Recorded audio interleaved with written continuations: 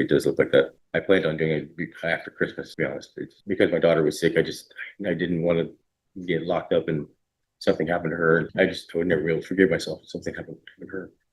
I've been locked up. He explains his absence as a choice made to avoid a worse outcome. The court must decide whether fear can justify ignoring a direct obligation. This hearing will turn on whether explanation can replace compliance. Watch how the judge examines that assumption. All right, the court is calling 2017 CR 5709, State versus Michael Bissett. Can I have parties announced for the record? Melissa Albin for the state. Charles Blunt for Mr. Bissett. And are you Mr. Bissett? Yes, ma'am. Did you review the document entitled Motion to Enter Adjudication of Guilt and Revoke Community Supervision and State's motion to supplement pending motion to enter adjudication of guilt and revoke probation with your attorney? Did you understand it? Yes, Your Honor. Are you the same Michael Bissett who was placed on deferred adjudication in 2017 CR 5709 for the offense of aggravated assault, serious bodily injury on August 24, 2017 for a period of 5 years? Is that you? Yes, Your Honor. All right, State. The state is going to proceed on a few of the violations, Your Honor. The third, number 2, on or about the first day of June 2018 in Bexar County, Texas, the defendant, Michael Bissett, did then and there fail to submit to drug testing as directed by the court officer, supervision officer, and or a duly authorized agent of the court in violation of condition number 2. How do you plead to that? True or not true? True, Your Honor. And on or about the 23rd day of February 2018 in Bexar County, Texas, the defendant, Michael Bissett, did then and there fail to submit to drug testing as directed by the court officer, supervision officer, and or a duly authorized agent of the court in violation of condition number 2. How do you plead to that? True, Your Honor. And on the next page, on or about the 26th day of January in Bexar County, Texas, the defendant, Michael Bissett, did then and there fail to submit to drug testing as directed by the court officer, supervision officer, and or a duly authorized agent of the court in violation of condition number 2. How do you plead to that? True, Your Honor.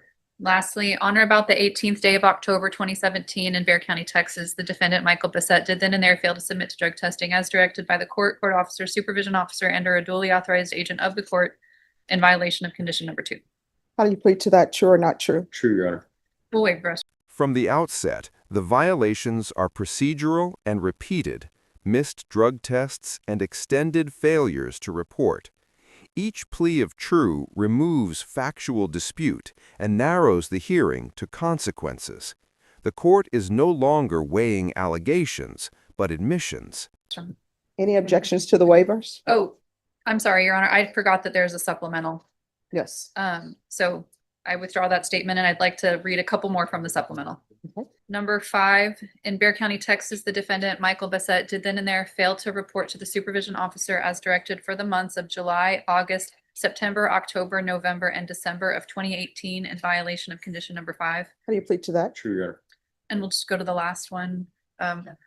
In Bexar County, Texas, the defendant, Michael Bissett, did then and there fail to report to the supervision officer as directed for the months of January, February, March, April, May, and June of 2022 in violation of condition number 5. How do you plead to that? True, Your Honor. And we'll waive the rest. Any objections? No. Did you understand by pleading true to 2, 2, 2, 2, 5, and 5, the court could find it true, grant the motion, find you guilty, and sentence you up to 20 years in the prison and up to a $10,000 fine? Yes, sir. Knowing that, do you still wish to plead true to 2, 2, 2, 2, 5, and 5? Yes, Your Honor. Then the court will find the following true: 2, 2, 2, 2, 5, and 5. The judge clearly states the stakes, including the possibility of a lengthy prison sentence. By proceeding without an agreement, the defendant places his outcome entirely in the court's discretion. At this point, the hearing turns from legal exposure to credibility. Is there a proposed agreement? There is not, Your Honor. We're asking for revocation and for the court to sentence him to TDC. Mr. Funk is going to ask for something different. Yes. I am Judge. And I'd like to, for the purposes of this hearing, I'd like to call my client as a witness. All right, can you raise your right hand? Do you solemnly swear or affirm the testimony you give will be the truth and nothing but the truth, so help you God? Yes, Your Honor. All right, you can lower your hand, state your name for the record. My name is Michael Daniel Bissett. All right, you may proceed. Okay. Mr. Bissett, You've heard the district attorney read off multiple violations that you had of your probation. Is that correct? Yes, sir. And those violations all occurred, some of them back as far back as 2018. Yes, sir. And Yes. then some of them were back in 2022 when you stopped reporting to probation. Is that correct? Yes, sir. Okay. Now, you actually stopped reporting to probation prior to 2022. That's, I don't want to mislead the court. You stopped reporting to probation when? I believe it was July 2018. Okay. So let's talk about what happened in 2018 and why did you at that time stop reporting to probation?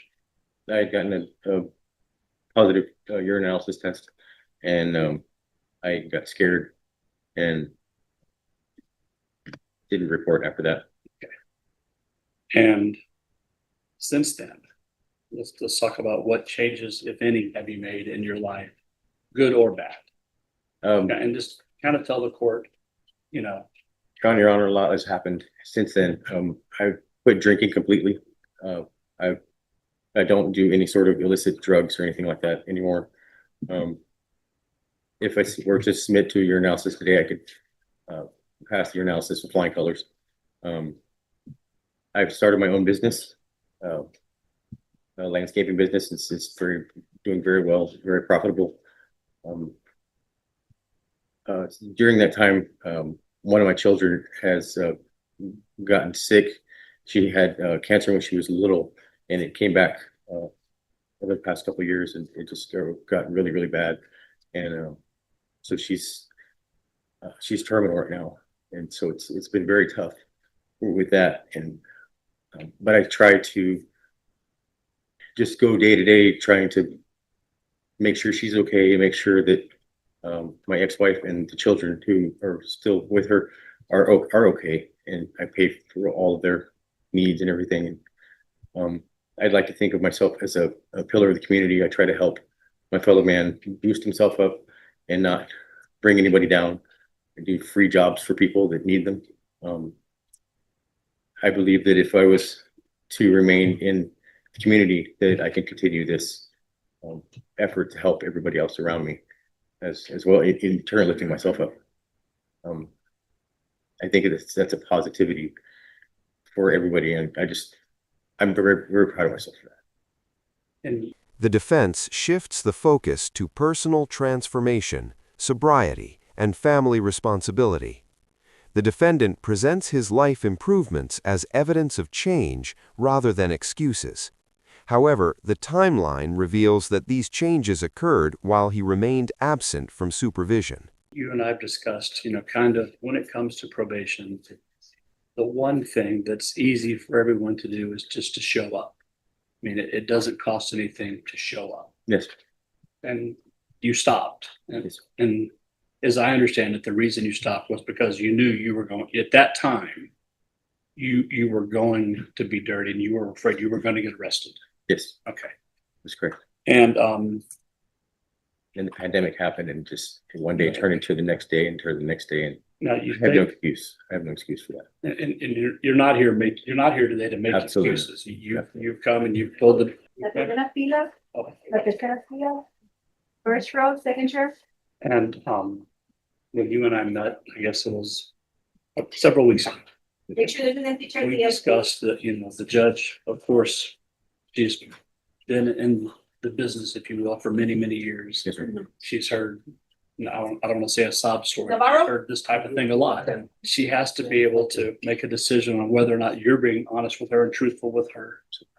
Now, you mentioned that if you were to take a UA today, Yes. you'd be clean. Yes, I would. And I think that's important. And how is it that, at what point in your life did you realize that you had to turn your life around? And what was it that kind of helped you? What was the impetus to that? When I realized that I needed to fix this and not look over my shoulder anymore, for not just for myself, but for my children, my family, for my personal well-being and accountability. Most of all, I served in the military for 7 years in the Army and in the Navy. I served overseas, and during that time, honor, courage, and commitment, and those are big things that I think they're a big part of my life. And I can't call myself honorable if I don't take care of this like I'm supposed to. And I have to have the courage to do it and the commitment.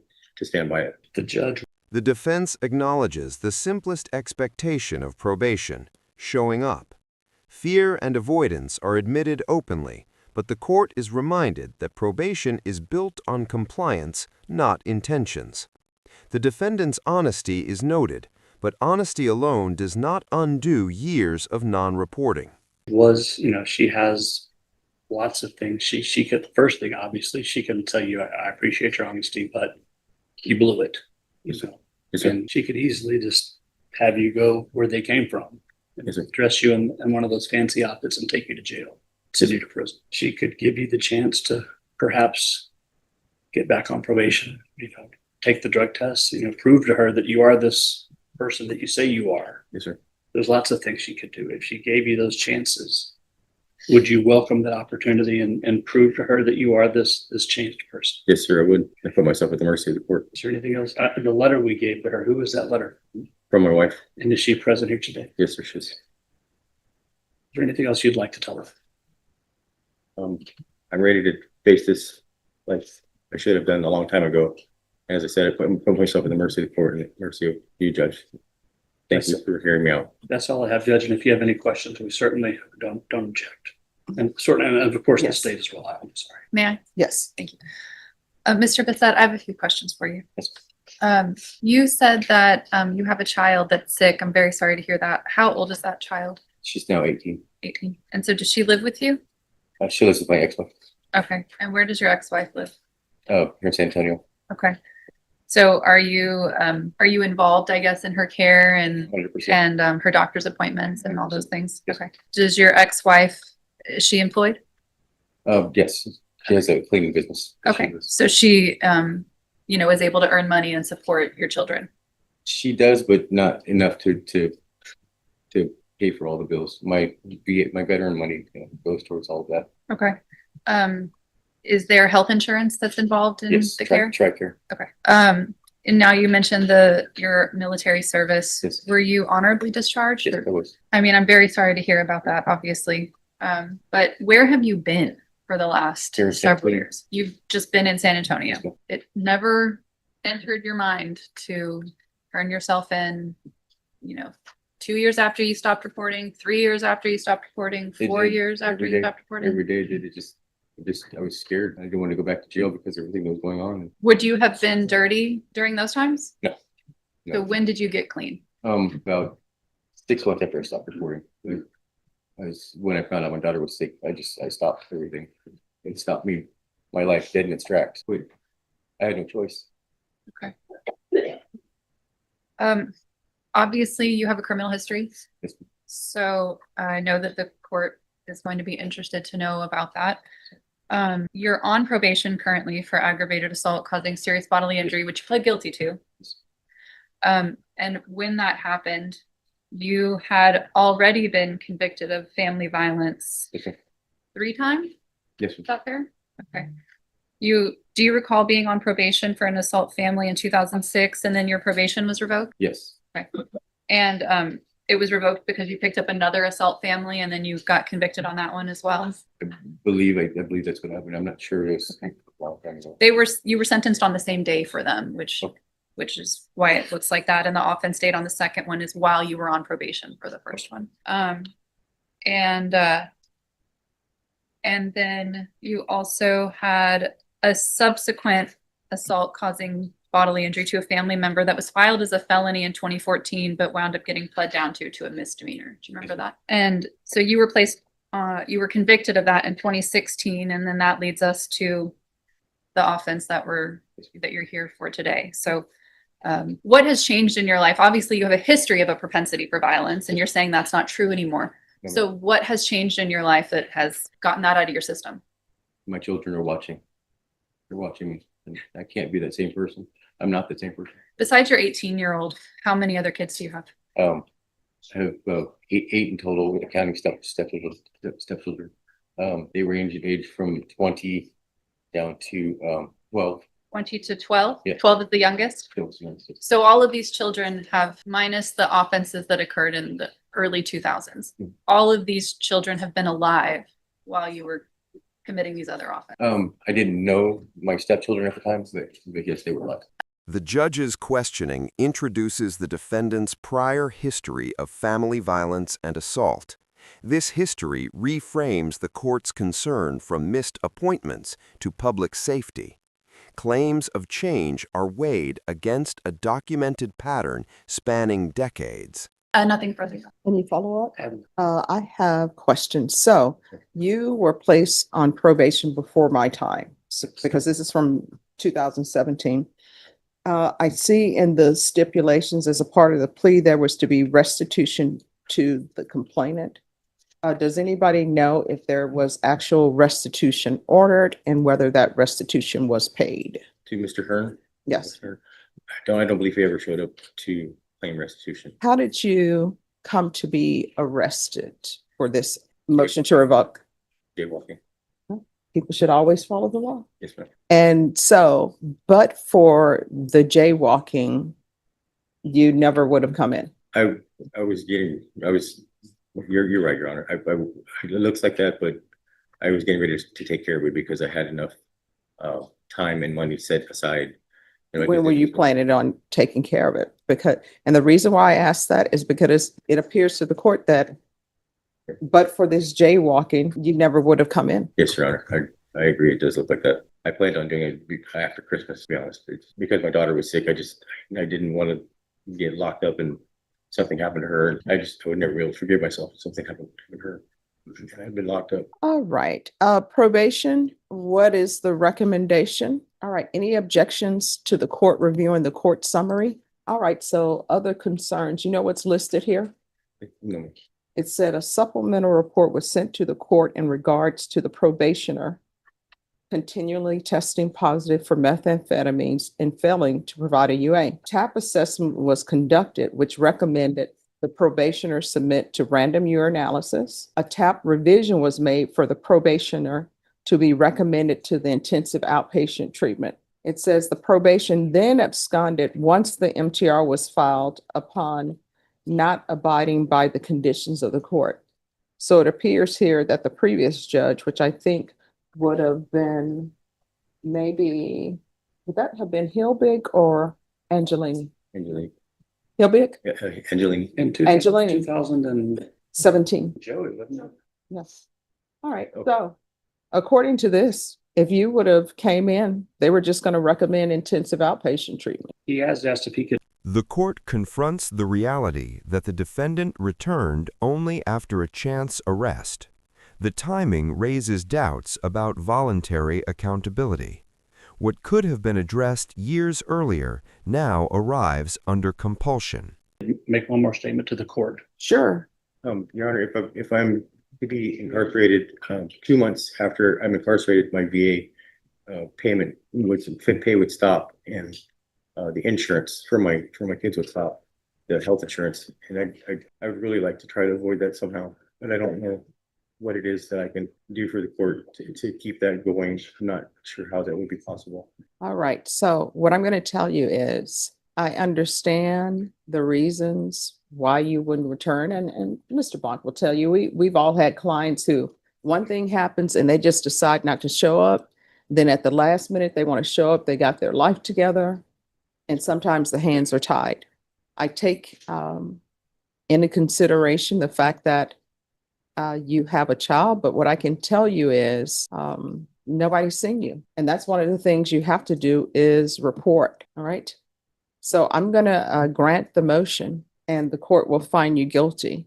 Does anyone wish to speak toward sentence? I'd ask that you sentence him 2 years. Mhm. But most importantly, if it's at all possible, I'd ask that you allow him, if there's any way to remain out on the monitor. His daughter is terminal with the stage 4 cancer, and if he loses his insurance, there's nobody to pay for it. Mhm. And that's, I don't know. I know it's a big ask, Well, so but is there any way we can at least allow him to turn himself in after his insurance? I'm very concerned about his daughter's medical expense. That's the cost of cancer care in America is. oh, I know. Yeah.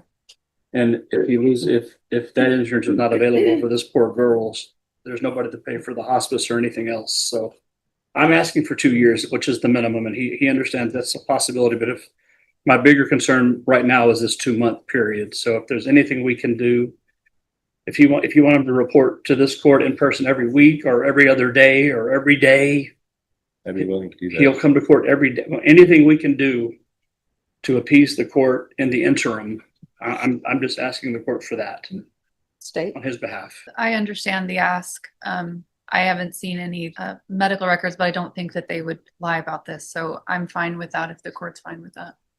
Well, the laws have changed, and let me just tell you how the laws have changed. The laws have changed that if somebody's only option is prison, then I have to take them into custody to go to prison. However, if there is no objection to the court finding violation of conditions 2, 2, 2, 2, 5, and 5 true, and rescinding the finding of guilt and thinking about what the court will do in sentencing him at a later date, then the court can do that. That would be fine with us if we could put him on monitor in the meantime. All right, so the record is clear. Both parties have given the court something to consider in deciding on whether or not the defendant should be revoked or not. And you have given me something in addition to what the court already was informed of. So would there be any objections to the court finding violations 2, 2, 2, 2, 5, and 5 true, and thinking about what an appropriate sentence would be? No, Your Honor. No, Judge. And so the record is clear, and it is clear for the legislatures that because the court, without objection, is not finding the defendant guilty, then there are options. The court could deny the motion and terminate the defendant unsatisfactorily, or the court could sentence him to prison. So with that being said, the court is going to take under advisement both parties' recommendations. But I am going to require that he be on GPS, and we will set this for the court to make its decision in the new year. Yes, Your Honor. So if I'm still here, I'll make that decision. If I'm not here, somebody else may make the decision. You understand? Thank you, Your Honor. You're welcome. All right, Normie, can you give me a date, late January, please? All right. Yes, he's on GPS. So he's already on GPS. All right, and what are the conditions of his GPS? It's a partial for work and for medical appointment. All right, so he's going to continue on GPS as a condition of bond for medical and employment only. The court finds the probation violations true, rescinds an immediate finding of guilt, and places the defendant on GPS monitoring while taking sentencing under advisement for a later date. This hearing illustrates the narrow line between personal change and legal responsibility. Growth may be real, but accountability is measured by action, not absence. For more grounded courtroom analysis based on real proceedings, follow along and stay informed.